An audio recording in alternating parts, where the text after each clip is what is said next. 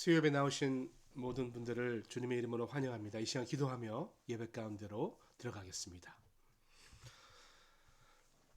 하나님 감사합니다.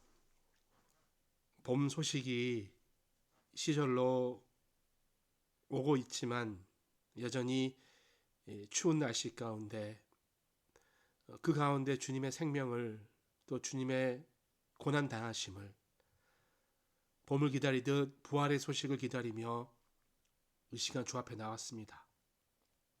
사순절 기간에 경건한 생활을 유지하지 못하고 올바른 분별력을 갖지 못했던 저희 허물을 용서해 주십시오.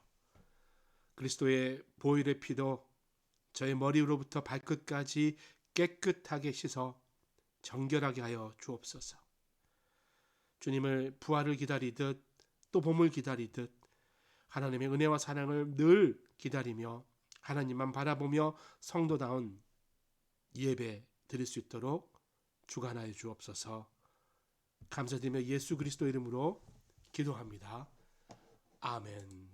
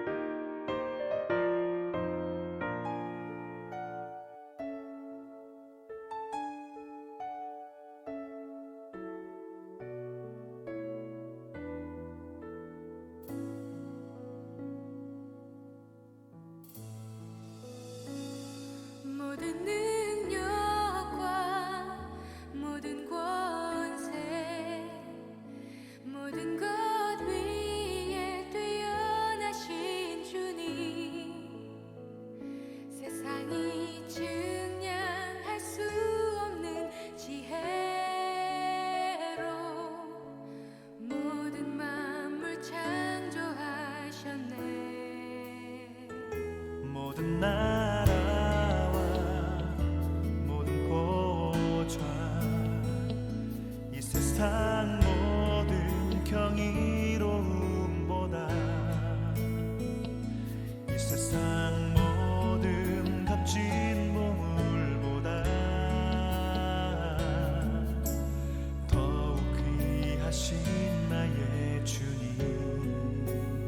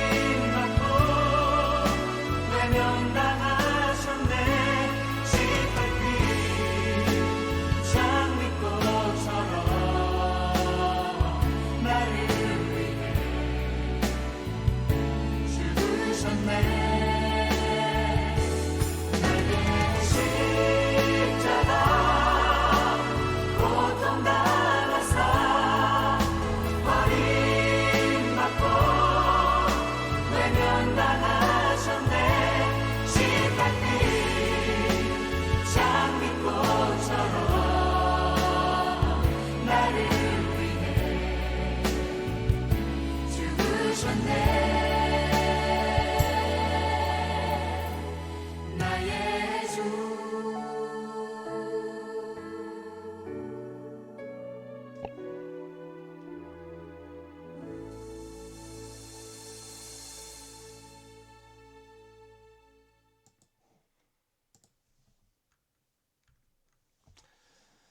오늘 하나님께서 우리에게 주신 말씀은 창세기 17장 1절에서 10절 말씀입니다.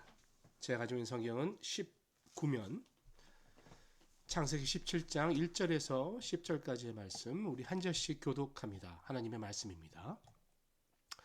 아브라함이 99세 때에 여호와께서 아브라함에게 나타나서 그에게 이르시되 나는 전능한 하나님이라. 너는 내 앞에서 행하여 완전하라. 내가 언약을 나와 너 사이에 두어 너를 크게 번성하게 하리라 하시니 아브라함이 엎드렸더니 하나님이 또 그에게 말씀하여 이르시되 보라 내 언약이 너와 함께 있으니 너는 여러 민족의 아버지가 될지라. 이제 후로는 내 이름을 아브라함이라 하지 아니하고 아브라함이라 하리니 이는 내가 너를 여러 민족의 아버지가 되게 함이니라. 내가 너로 심히 번성하게 하리니 내가 내게서 민족들에게 나게 하며 왕들이 내게로부터 나오리라. 내가 내 언약을 나와 너 및 내 대대 후손 사이에 세워서 영원한 언약을 삼고 너와 내 후손의 하나님이 되리라. 너와 내 후손에게 내가 거류하는 이 땅 곧 가나안 온 땅을 주어 영원한 기업이 되게 하고 나는 그들의 하나님이 되리라.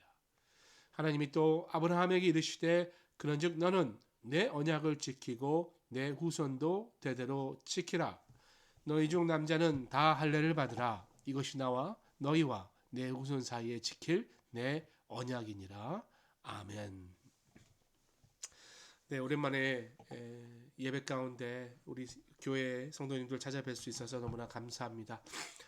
사순절 지나가면서 우리가 좀 기억해야 될 부분, 확인해야 될 부분이 사순절 기간은 우리가 이제 평상시보다 좀 더 진지하고 또 거룩한 삶을 이루려고 노력하지요. 왜? 주님의 순환이 그만큼 아프고 힘들었기 때문에, 나 때문에 고통받으셨기 때문에 그 고통에 동참하는 모습은 가족과 같은 모습이 있죠. 그러나 여러분 중요한 것은 그렇다고 해서 우리가 기가 죽어 있고 그렇다고 해서 우리가 패배자로 있는 게 아니지 않습니까? 우리는 하나님의 승리를 이미 알고 있는 자지요. 승리자가 고난에 참여하는 모습이지 우리가 루저가 아니라는 사실을 기억해야 됩니다. 왜? 바로 그것은 하나님이 우리에게 언약을 주셨기 때문에. 하나님이 태초부터 우리를 지으시고 이미 그리스도를 통해서 우리를 회복하실 것을 언약으로 주셨기 때문에 아무런 어려운 시간이 올지라도 우리는 당당하고 오히려 하나님 앞에 기뻐하며 사명을 감당할 수 있는 것입니다. 그 하나님의 언약, 먼저 아브라함을 통해서 우리가 확인할 수 있는데요. 창세기 12장, 15장, 또 오늘 본문 이렇게 17장 보시면 하나님의 언약이 등장합니다. 하나님이 이제 아브라함을 부르지요.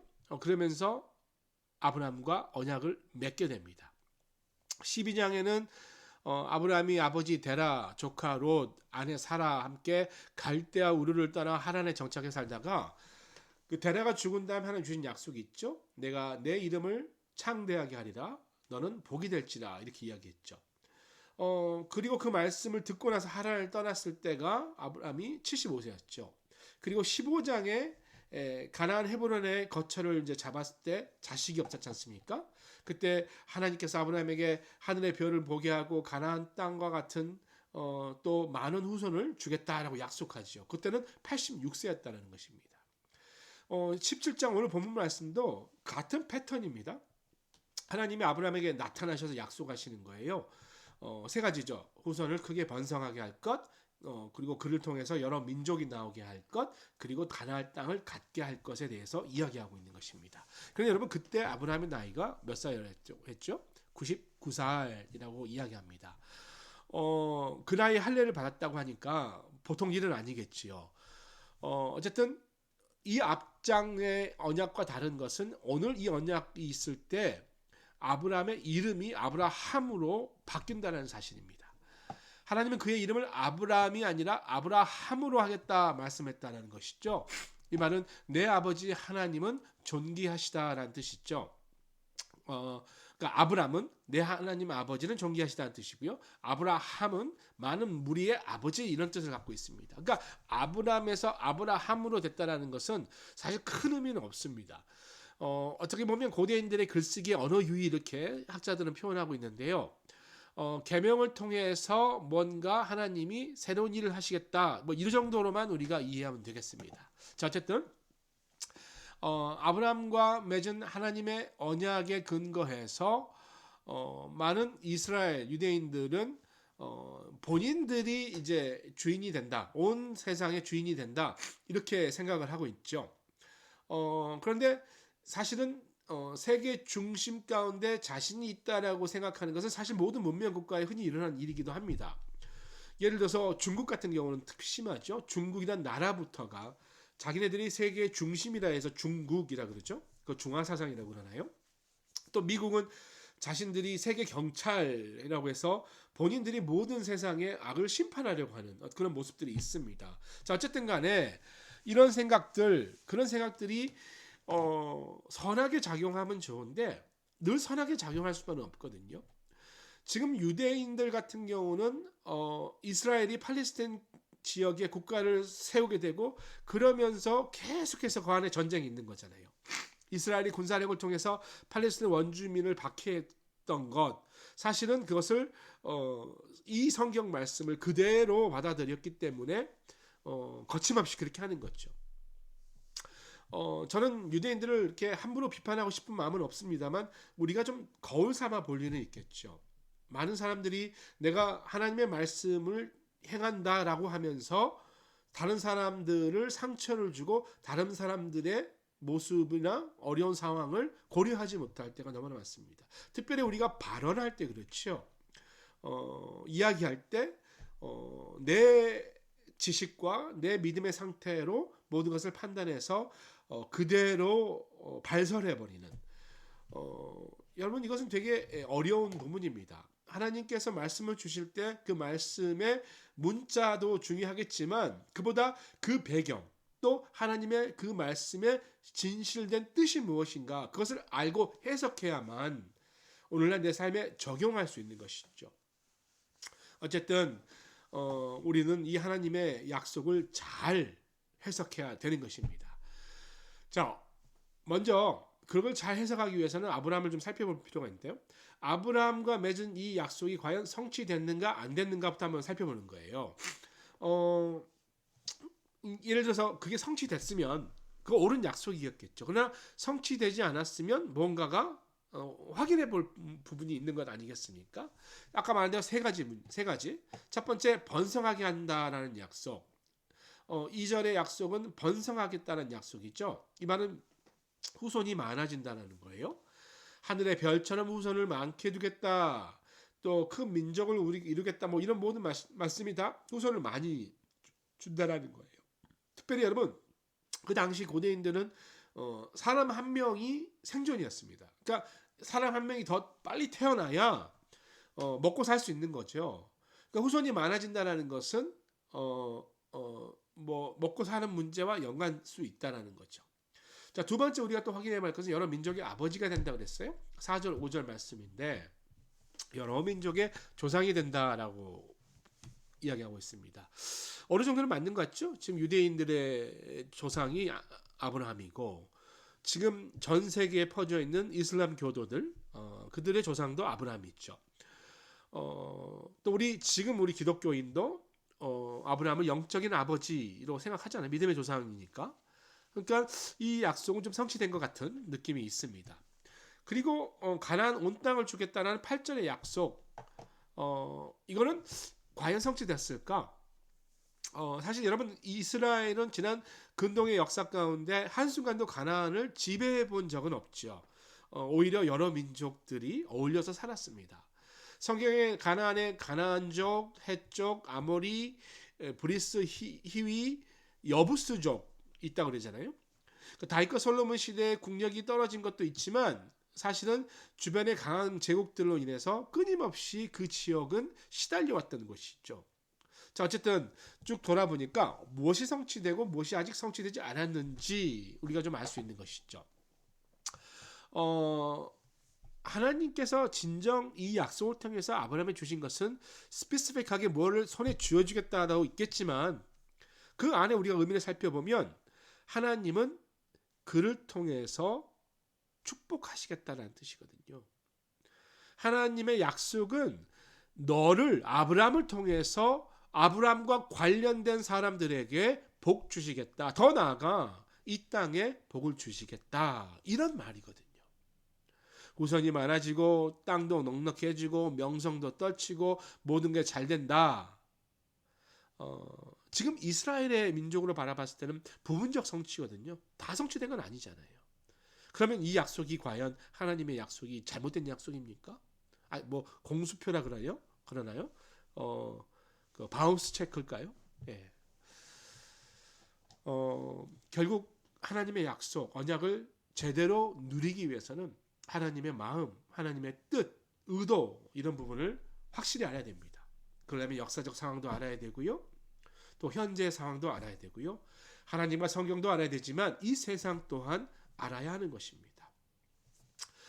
성서학자들은 이제 그 창세기 17장을 보면서 아브라함의 전승은 제사장 문서, 그러니까 피임 문서라 그래요. 프리스트, 그러니까 제사장 문서라고 합니다. 그러니까 이것을 편집했을 시기는 그 그러니까 프리스트 시대의 그러니까 기원전 6세기의 바벨론 포로 시대 오히려 그 후 시대라고 이야기하고 있습니다. 그러니까 본문이 배경이 되는 시대는 실제 아브라함 시대와 이 써여졌을 때 시대는 좀 차이가 나는 것이죠. 여러분 바벨론 포로 시대에는 이스라엘이 굉장히 비참했을 때요. 이스라엘은 바벨론 포로 시절을 기억하기도 싫어합니다. 마치 우리가 일제 강점기 때를 힘들어하듯이 같은 의미 아니겠어요? 근근히 다윗 왕조의 명복을 이해하고 결국은 남유다까지 멸망하면서 바벨론에서 멸망하면서 그들의 민족의 전통이 다 파괴되는 그런 모습. 결국 예루살렘 성전도 무너지고요. 성전 집기를 다 약탈당하고 귀족과 예술가 학자들이 포로로 잡혀간 나라가 통째로 없어진 때였거든요. 그때 많은 제사장들은 민족의 미래에 대해서 고민했었습니다. 어디서도 희망을 찾아볼 수가 없었습니다. 그때 그들은 기도 가운데 하나님의 말씀을 묵상한 가운데 족장 전승, 즉 아브라함을 향한 하나님의 언약을 기억해내는 것이었죠. 거기에 근거하면서 하나님의 약속은 변할 수 없고 포기될 수 없다는 사실을 자기들이 깨닫고 이제 주위의 이스라엘 민족들에게 말씀을 전하기 시작했던 것이에요. 아무리 현재 상황이 암울하다 할지라도 한 번 주신 하나님의 약속은 아직도 살아있으며 하나님은 끝까지 우리를 지켜주실 것이라는 것을 말씀으로 선포했다라는 것이죠. 여러분 당시에 제사장들을 이렇게 얘기했을 때 많은 사람들은 비웃었을 수도 있고요. 조롱했었을 수도 있습니다. 또 그럴 것이 지금 바벨론 포로 시대니까 바벨론이 어떤 나라예요? 바벨로니아, 그러니까 고대 4대 문명 중에 하나지 않습니까? 여러분 잘 아시는 함무라비 법전. 예. 뭐 유대 민족은 뭐 모래알밖에 안 되는 거죠. 거기나라 더욱더 포로 신세니까. 그런데 그때 그들이 하나님의 약속에 대해서 이야기했었을 때 얼마나 우스웠겠습니까? 결국 하나님의 언약은 우리를 향해 있고 그것을 깨닫고 받아들이는 데 중요한 문제가 있다는 것이에요. 여러분 우리의 인류 역사 가운데 정말 많은 민족들이 제국에 의해서 정체성을 상실하고 나라를 잃고 포로 생활했던 역사가 너무나 많죠. 뭐 우리 근처만 해도 남미 지역도 마찬가지고요. 심지어는 뭐 이 지역도 제국에 의해서 지배되었고 나중에 캐나다가 되고 유나이티드 스테이츠가 된 거죠. 아시아의 대부분의 나라가 그랬죠. 인도도 그랬죠. 그 열강의 제국들이 계속해서 상대방 나라를 차지하고 그 정체성을 잃게 하는 그런 상황 가운데 많은 소수민족들 또 힘이 약한 나라는 그 어려움을 경험했습니다. 우리도 경험했습니다.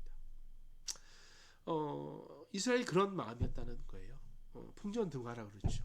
그 앞에 앞으로는 번성하게 된다는 하나님 약속을 과연 어떻게 믿을 수 있는가. 그래서 여러분, 우리가 오늘 고민해야 될 것은 하나님의 언약이 있는데 이 어려운 시대 가운데 우리는 그 언약을 어떻게 믿을 수 있는가. 이게 진짜 문제 아니겠어요? 제사장들 선동가가 아닙니다. 여러분, 목회자나 우리 장로님들이 선동가가 아닙니다. 하나님의 말씀을 깨닫고 하나님의 말씀을 전하고 하나님의 말씀대로 살고자 하는 열정이 있는 것이거든요. 하나님의 언약에 대한 깊은 신뢰가 있기 때문에 그 언약을 통해서 오늘 어려운 삶을 든든히 서가라는 그런 마음이 있는 것 아니겠습니까? 예를 들어서요. 지금 이 제사장들, 그러니까 지금 이 창세기 말씀을 쓴 제사장 편집자들을 그렇게 이야기하나요?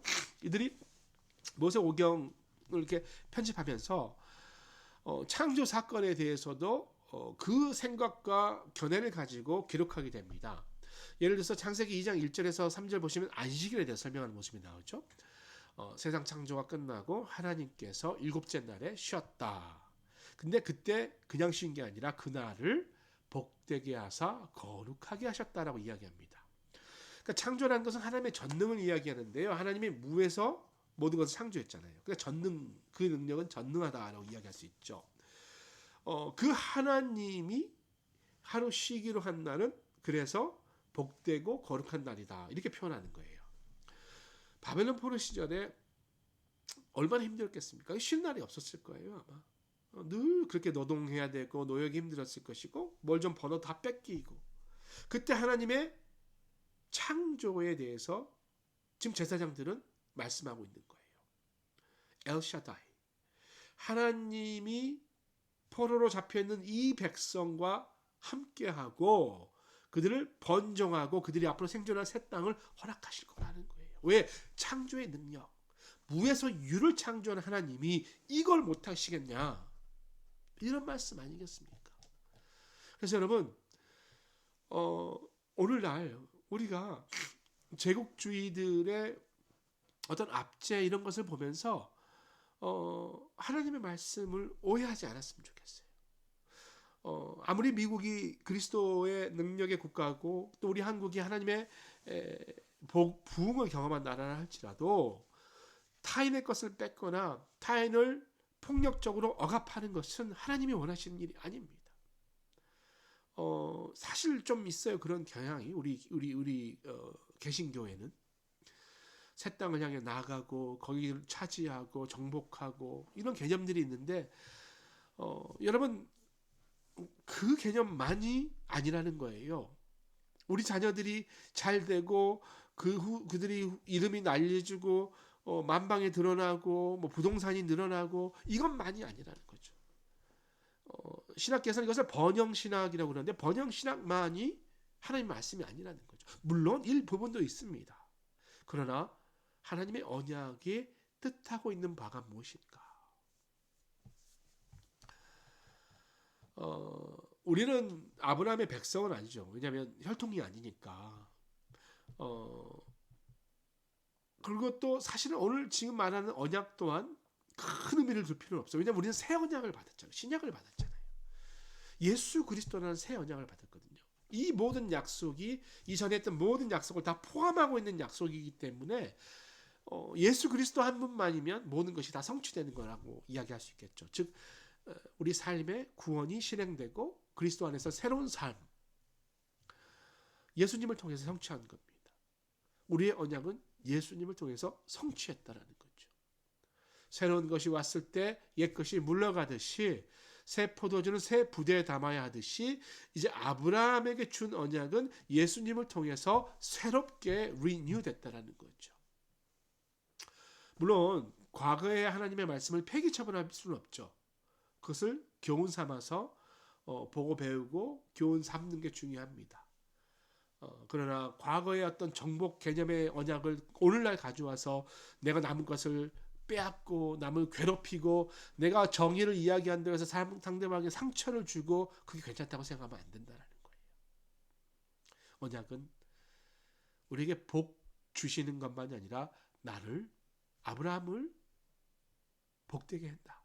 이 땅을 우리 주의 사람들, 나의 언어 습관을 통해서, 나의 섬김을 통해서 다른 사람들이 만족과 행복과 하나님의 은혜를 누리게 한다는 것이죠.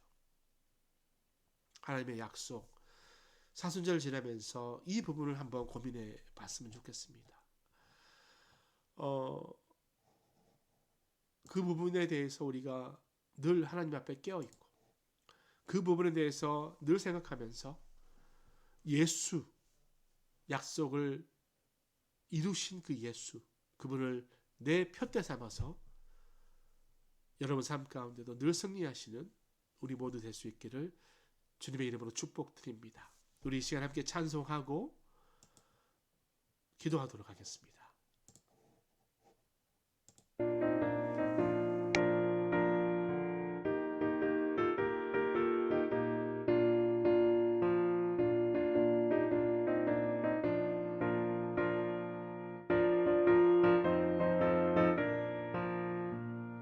주님 약속하신 말씀 위에서 영원토록 주를 찬송하리라.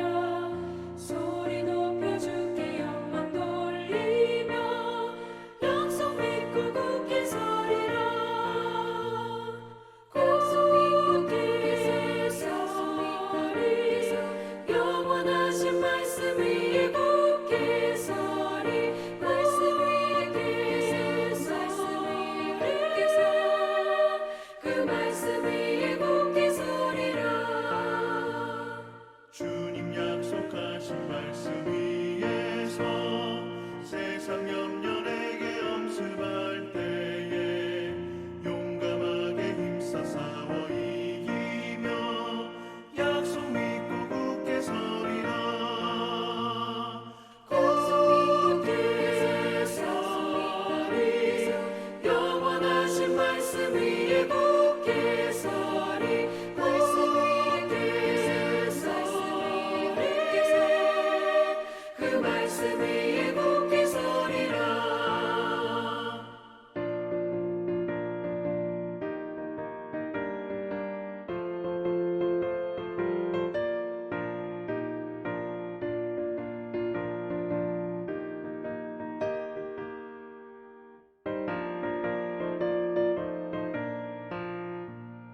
주님 약속하신 말씀 위에서 영원하신 주의 사랑을 믿고 성령으로 힘써 싸워 이기며 약속 믿고 굳게 서리라.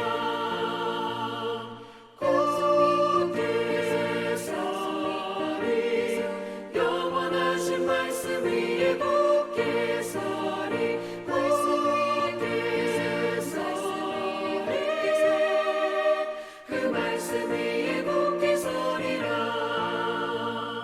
주님 약속하신 말씀 위에서 성령 인도하는 대로 행하며 주님 품에 항상 안식 얻으며 약속 믿고 굳게 서리라. 약속 믿고 굳게 서리 영원하신 말씀 위에 굳게 서리. 말씀 위에 굳게 서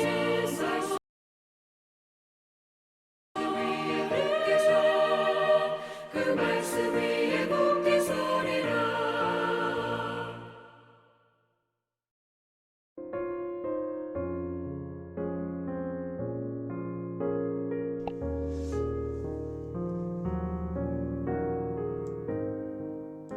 이 시간 주님 앞에 한번 기도합니다. 우리 기도할 때에 하나님께서 우리에게 분명히 약속을 주셨습니다. 그런데 그 약속을 나는 오늘 어떻게 해석하고 있는가? 내 개인적인 만족과 나의 정욕을 위한 약속으로 받아들이고 있는가? 아니면 오히려 반대로 나의 것을 내려놓고 남을 나보다 더 낮게 여기고 다른 사람들의 이야기에 귀를 기울이며 겸손하게 섬기도록 내게 복되라고 약속 주신 말씀인가? 한번 여러분 기도하며 주님 앞에 여쭤보시길 바랍니다. 하나님께서 분명히 말씀해 주실 것이에요. 이 시간 기도하실 때 주님, 내게 주신 이 언약의 말씀이 누구를 향하여 어떻게 말씀하고 있는지 내 자신을 위해서 한번 기도하겠습니다. 주님, 아버지 하나님 이 시간에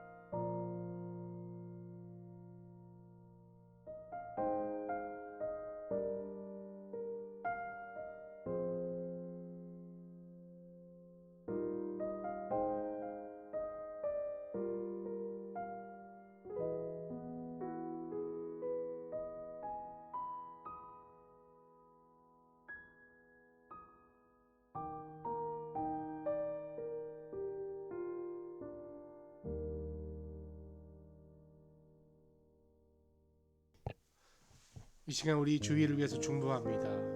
우리 주위에 있는 몸이 아픈 분들, 우리 신나래 집사님, 정주아 집사님, 또 우리 김현수 집사님,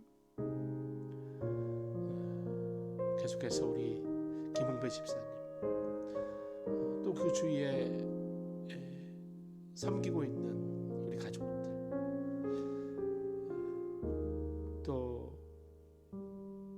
아직 알리지 못했지만 몸이 아프거나 또 영적으로 힘들어하시는 분들이 있습니다. 우리 이분들을 향해 하나님의 축복이 있기를, 또 우리 자신이 그들에게 복될 수 있기를 한번 기도하겠습니다. 기도합니다. 아버지 하나님, 이 시간에 우리가 주의 백성들을 위해서 기도합니다.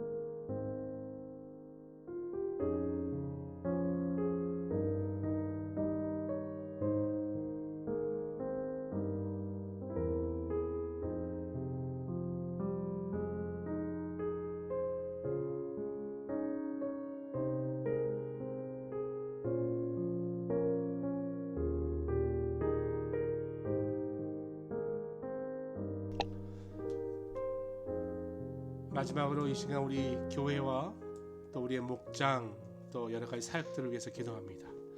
주일 예배를 위해서 기도해 주십시오. 토요일 새벽 예배를 위해서 기도해 주십시오. 늘 예배 가운데 하나님의 언약이 다시 한번 우리 마음 가운데 계속해서 갱신되어지는 그런 일이 있도록 1부 예배, 2부 예배, 또 우리 중고등부 예배, 또 영유아부, 아동부 예배를 위해서 우리 간절히 기도하겠습니다. 기도합니다. 하나님 감사합니다. 이 시간에 죄물된 교회 예배 가운데 하나님의 능력과 권능을 위해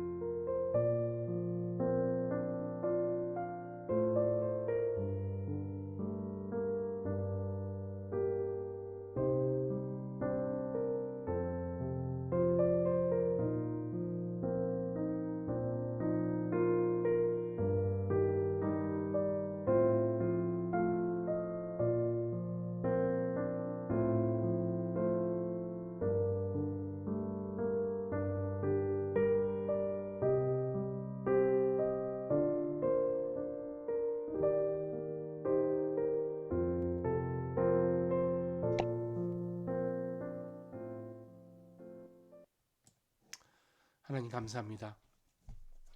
이 시간 한 마음으로 함께 주 앞에 우리의 기도를 올려드렸습니다.